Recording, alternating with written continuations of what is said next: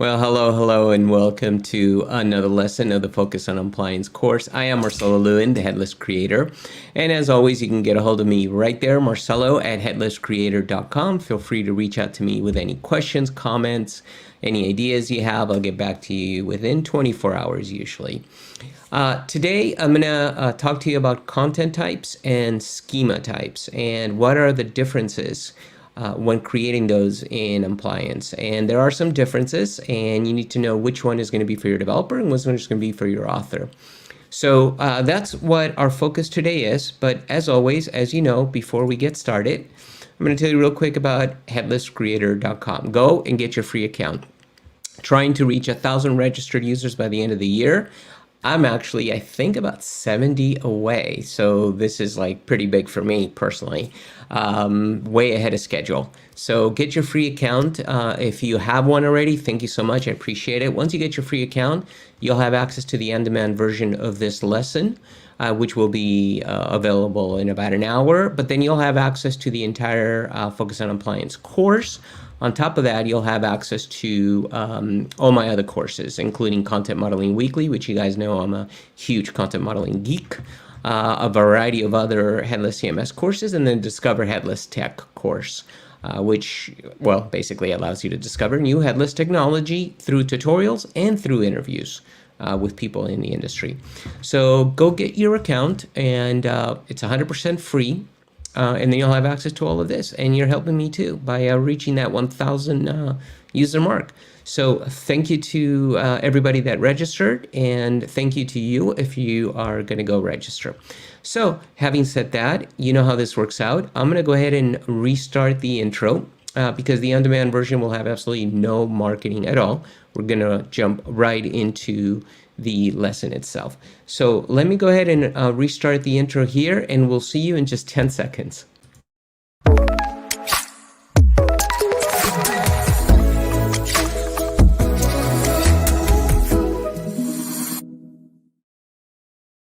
Well, welcome to another lesson of the Focus on Amplience course. I am Marcelo Lewin, the Headless Creator. As always, get a hold of me right there, Marcelo at headlesscreator.com. Feel free to send me an email with questions, comments, any ideas you want for future lessons. I'll take those into consideration.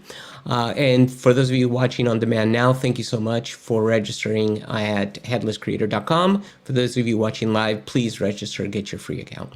All right, enough of that. Let's get started. Like I said, today I'm going to show you, or we're going to talk about content types and content schemas and what are the difference between them. So let's jump in. Let me show you my screen here, and we'll jump into my favorite tool for content modeling and even showing stuff is Miro, right? So here we go. So usually in a headless CMS, you'll create a content type, and that creates in the background the schema for you. So it's all one thing.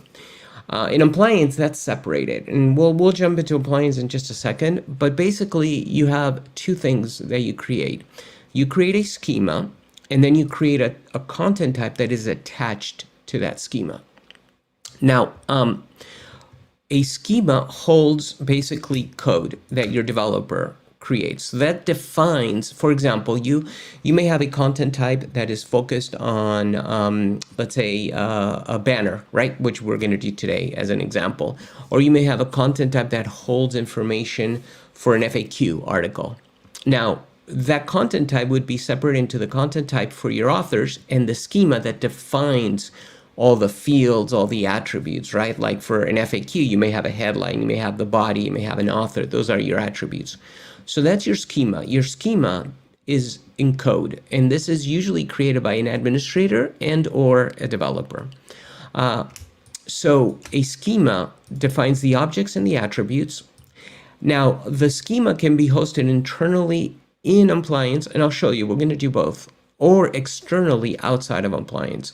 Now, if you do it internally, you have version control in Amplience. So whenever you change the schema, you can always revert back to a previous version of that schema. So for example, let's say you delete a field and you go, no, you know what, we really need that field back. You can go back to a previous version. I'm going to show you that.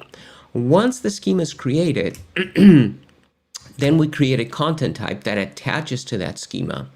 And then we can add some metadata around it. So for example, you can add a banner, like how does that content type look? You can for entries, what kind of information do you want to show as your snapshot? And you're going to see all this in just a second. Also, with content types, not only do we attach a schema, but we attach visualizations. And that's a hard word for me to pronounce. Visualizations. There you go. That's better. And what are visualizations? They're content previews, basically. Like, for example, I can have a web one, I can have a mobile one, and based on when I create the entry, I can see what is that entry really going to look like once it's published on the real website. So that's your visualization. See, I told you it's hard for me to pronounce that word. And that's done through the content type. Now, if you change your schema with content types, you can resync those updated, those updates, I mean. So again, just to keep clear, we have schemas that define the object that you want to store entries in, and then types that the authors will use to create those entries that have a couple of more metadata attached to it. So let's go and jump in. And what we're going to do today is, here's the content type we're going to create. It's called banner. It's going to have a headline, a strap line, which is a subheadline. It's going to have a CTA text, CTA URL, and actually, I forgot, it will have a background image, okay? So it's going to have these three fields. So we're going to create a schema that called banner, and it's actually going to be called a little bit different, but you'll see, and we'll have all of these properties. So having said that, let's jump into Amplience. Here we are in Amplience.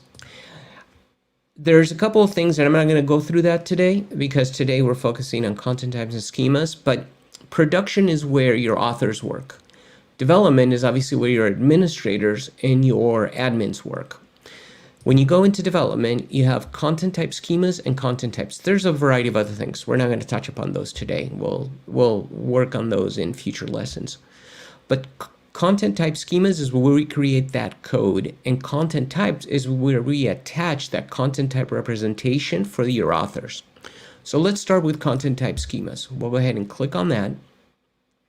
And we're in content type schemas. Now, if you just click on development, you're going to get all the same thing that's in your drop-down menu, just with a bit of more information.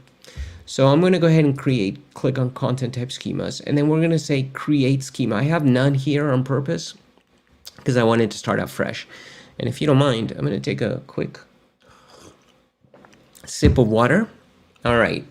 So we'll create. Now, there are two types you can create, and they're not really types.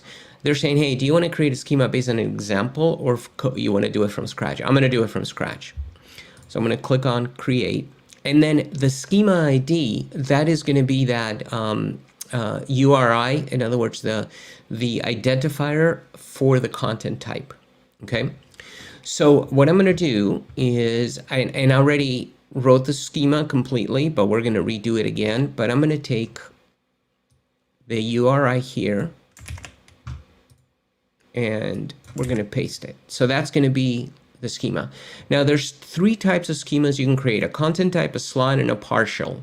I'm not going to tell you the difference between them because that's for a different lesson. I'm actually going to tell you the difference between slot and partial in a different lesson. But for this lesson, we're just creating a content type. We'll create the schema. And what's happened now is on the left, you have the code editor. On the right, you have what the form will look like. So here is the URI, or the name of the schema, right? Then we have the ability to add properties, and you can see it supports a variety of properties: text, color, rich text, number, checkbox, dropdown, content link. I mean, obviously, I can go on and on, variety of lists, localized properties, constants. It's a variety of things. This one here shows me